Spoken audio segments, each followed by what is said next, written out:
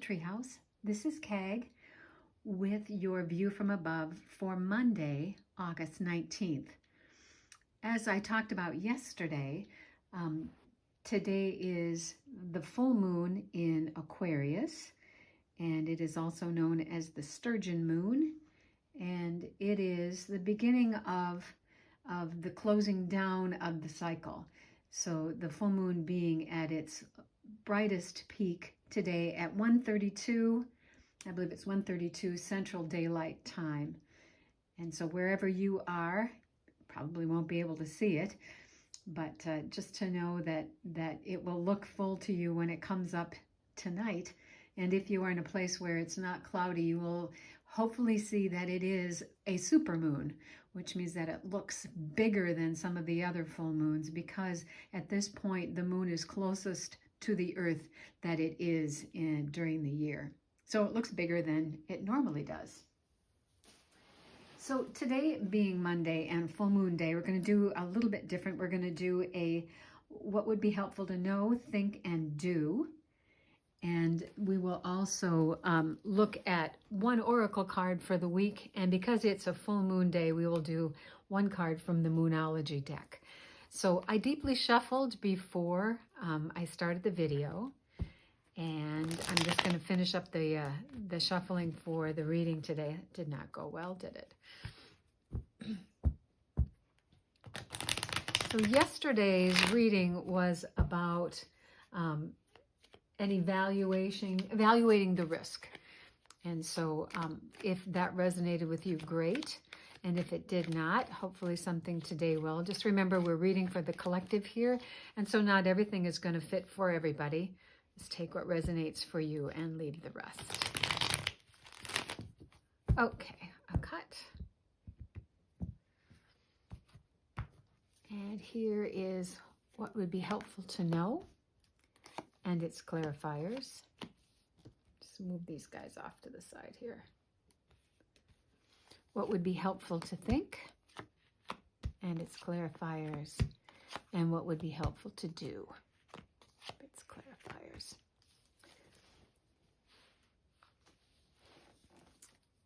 And the Merriweather card, of course. So here's what would be helpful to know. This is another offer card. We've seen this card recently within the last week. This is either you making an offer or you receiving an offer. So this is something that you need to know, that there's something on the table somewhere, either by your hand or by someone else's hand, that is helpful to know, for you to know about today. So I don't do romantic readings, but frequently this is read by those who do romantic readings as the possibility of a new love.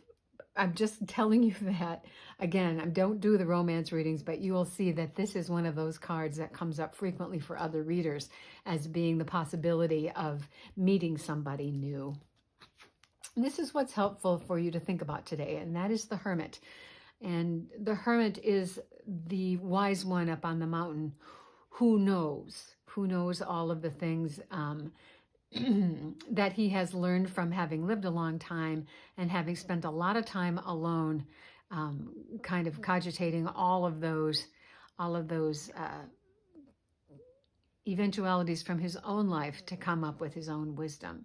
So here's the thinking part for this day, this week, is about accessing your Hermit.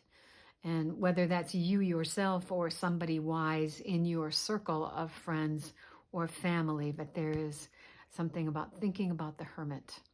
And the do for today is the Queen of Cups. Now, the Queen of Cups is the most intuitive of the four queens. She is the one who knows best how to take care of herself. She is the patron saint of self-care. You can see that she is staring at probably the most ornate cup in the entire deck. So she can be a little focused on herself sometimes. That would be the negative side of the card, that she could be a little bit drowning in her own emotions. You can see all the water, even The robe that she has here almost looks like it's water as well. So this is our know, think, and do. So let's see a little bit more about what this offer is about. The offer. Okay, we have the High Priestess and we have the King in Swords. And these two are really an interesting pair together. The High Priestess is the one who knows deeply and intuitively on that level what she wants, what she needs, what's going on. The King of Swords is the fellow who understands both sides of an option. And so whatever this offer is, whether you're giving it or you are receiving it, there's some deep knowing on an intuitive level about what to do with this offer.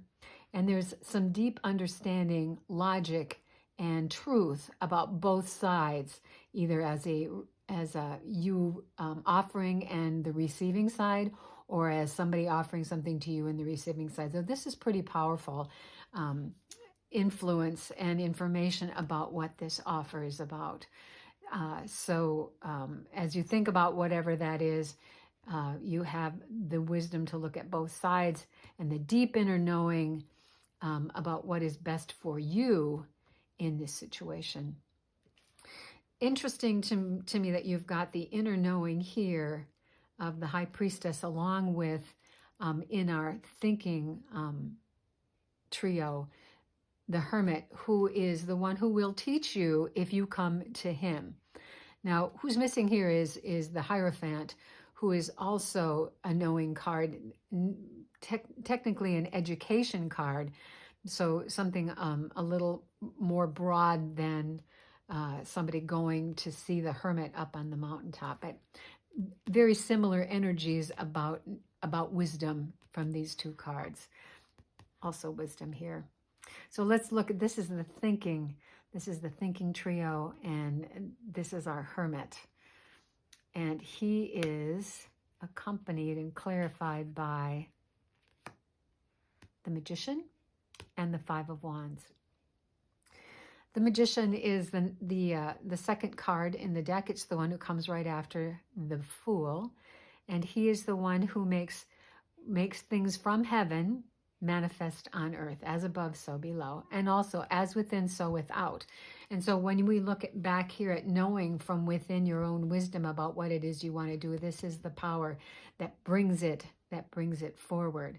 So this is really a pretty powerful reading as far as what it is that you need to know about this offer.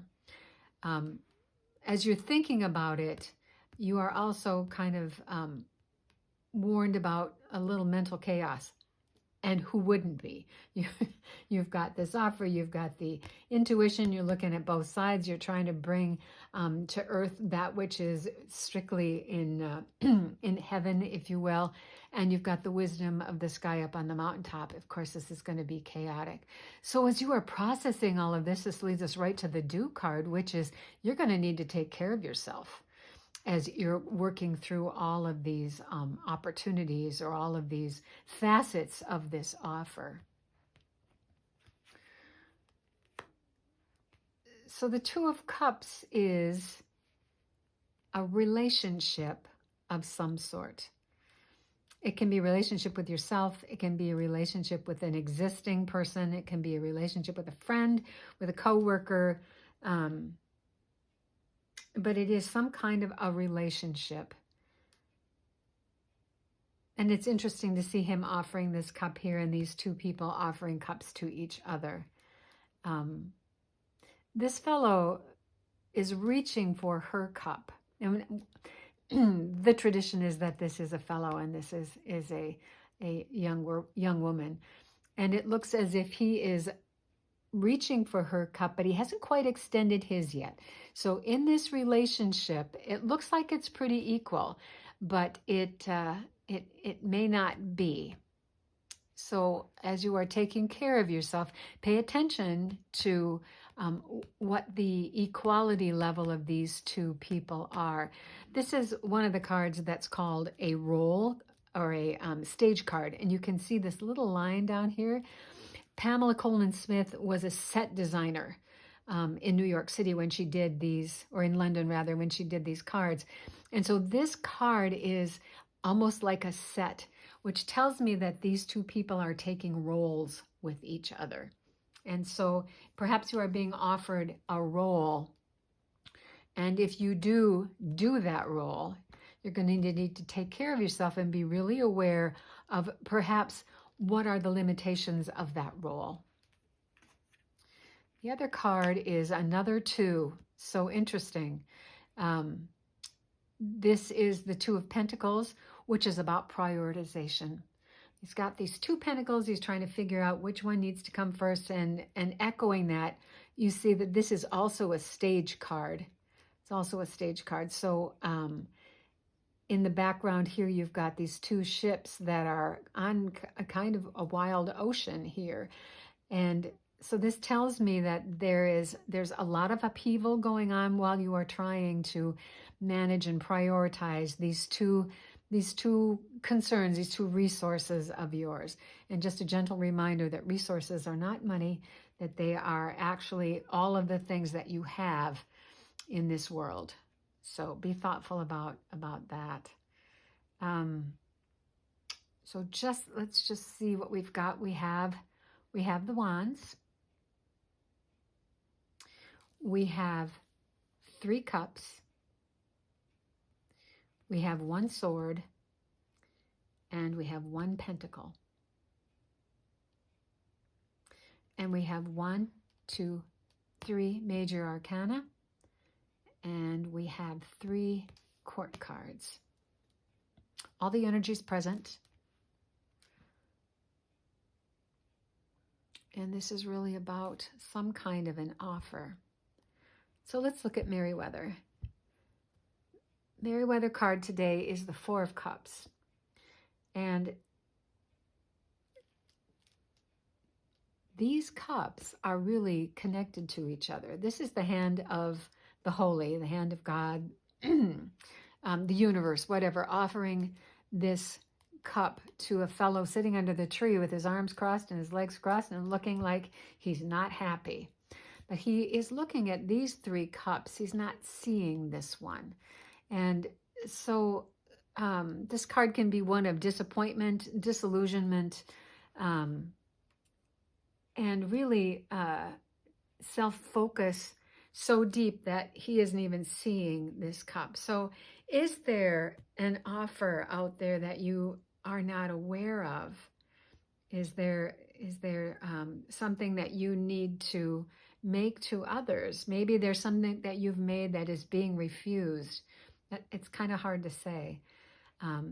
But for sure, with all of these cards about offers and self-care and prioritization, as well as knowledge and the ability to make manifest, even if it's chaotic, this dream.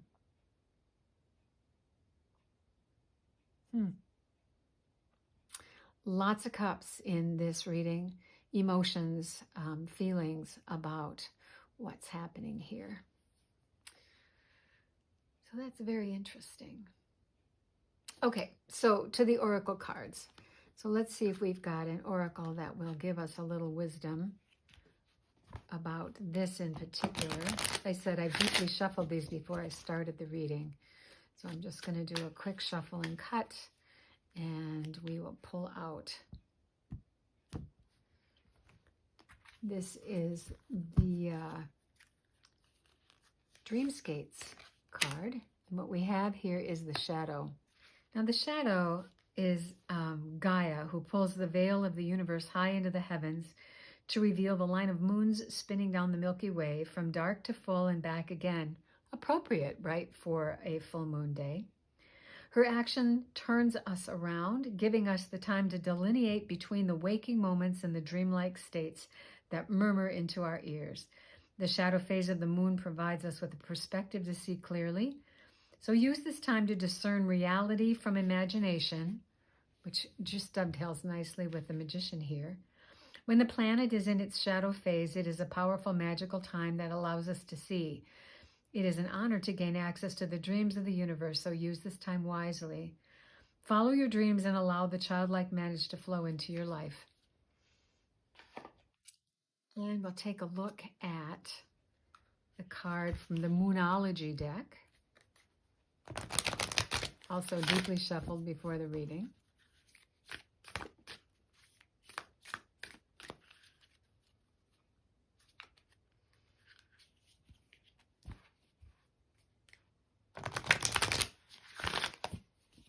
There's our full moon right there.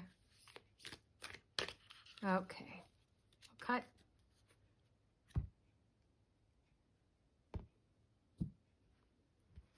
And we'll just take the top card.